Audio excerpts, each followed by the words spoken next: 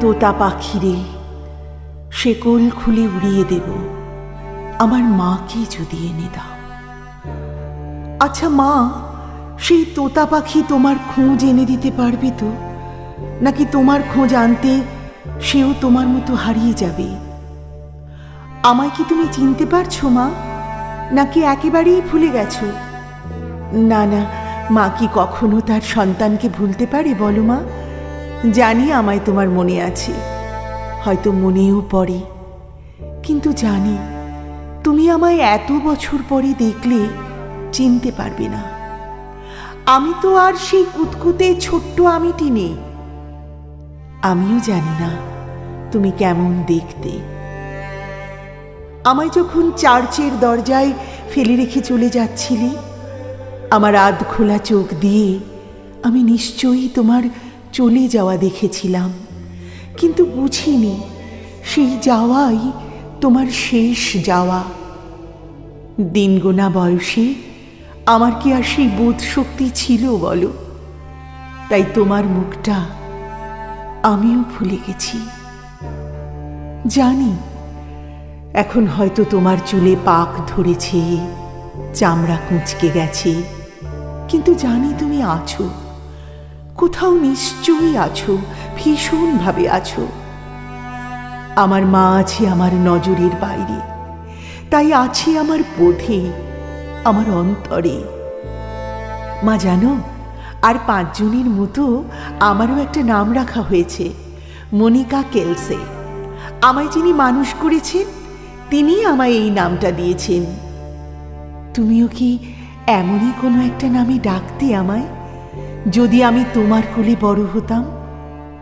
জানো মা, আমার এই নামটা আমার এলাকা ছাড়িয়ে, শহর ছাড়িয়ে, স্টেটস অফ ইন্ডিয়ানার দূর দূরান্তের মানুষের কাছে পৌঁছে গেছে, কারণ তোমার মেয়ে যে একটা ভালো কাজ শুরু করেছে। তুমি যখন আমায় চার্চের দরজায় সবার অলক্ষ্যে ফেলে রেখে গিয়েছিলে, তারপর কেউ একজন কাঁথা কাপড় জড়ানো আমায় পড়ে থাকতে দেখে ফাদারের কাছে নিয়ে যায়। আচ্ছা মা, মাটিতে পড়ে থাকা ওই সময়টুকুর মধ্যে আমায় কোনো বিষাক্ত পোকা কামড়ে দিতে পারত, কিংবা কোনো প্রাণী এসে আমার ছোট্ট শরীরের মাংস খুবলে খেয়ে নিতে পারত। এরকম ঘটনা তো প্রায়ই ঘটে। তোমার প্রতি আমার এই একটাই অভিমান, আমায় ছেড়ে যাবার সময় কারো হাতে কেন দিয়ে যাওনি? জানি মা, লোকলজ্জার ভয়, তাই না? জীবন থেকে নেওয়া এইসব অভিজ্ঞতাকেই সঙ্গী করে রাজ্য জুড়ে আমি শুরু করেছি বেবি হেভেন বক্স নামে একটা অভিযান।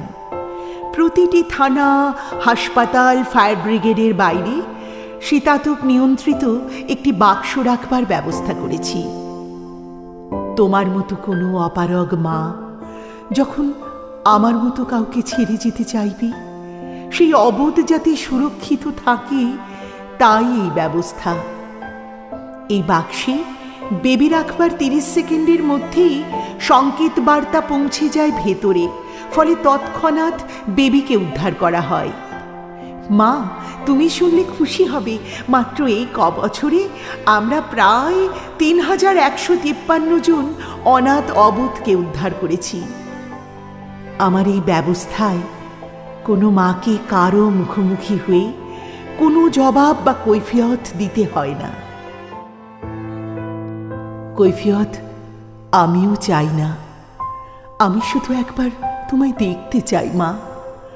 ছোঁয়া নাই বা পেলাম, শুধু একবার হোক না তা দূর থেকে, তবুও জানবো এই বিশ্ব সংসারে আর 5টা মায়ের মতো, হ্যাঁ, দূরে দাঁড়িয়ে রক্ত মাংসের ওই মানুষটা আমার মা, আমার গর্ভধারিণী, আমার জন্মদাত্রী। আমায় কেন ফেলে চলে গিয়েছিলে আমি জানতে চাই না মা, কারণ আমি বিশ্বাস করি পৃথিবীর সবচেয়ে কঠিনতম পরিস্থিতি তৈরি না হলে কোনো মা তার শরীরের একটা অংশকে হারিয়ে যেতে দেয় না। আমি জানতে চাই না মা, তোমার জীবনের সেই কঠিনতম পরিস্থিতি কি ছিল সেটা অজানাই থাক। জানি না কখনো তোমার হাতে এই চিঠি পৌঁছবে কিনা। যদি পৌঁছয়, একটি বারের জন্য তুমি এসো মা। আমি এই পৃথিবী ছেড়ে চলে যাবার আগে আমার এই স্বাদ পূর্ণ করে যেতে চাই। জীবনে তোমার কাছে কখনো কোনো বায়না করিনি, তোমায় পাইনি তাই। আমার এই প্রথম আর শেষ বায়নাটা আমি জানি তুমি নিশ্চয়ই রাখবে। আমি জানি আমার মা খুব ভালো, খুব ভালো। আমার সোনা মা, প্লিজ একটিবার, প্লিজ।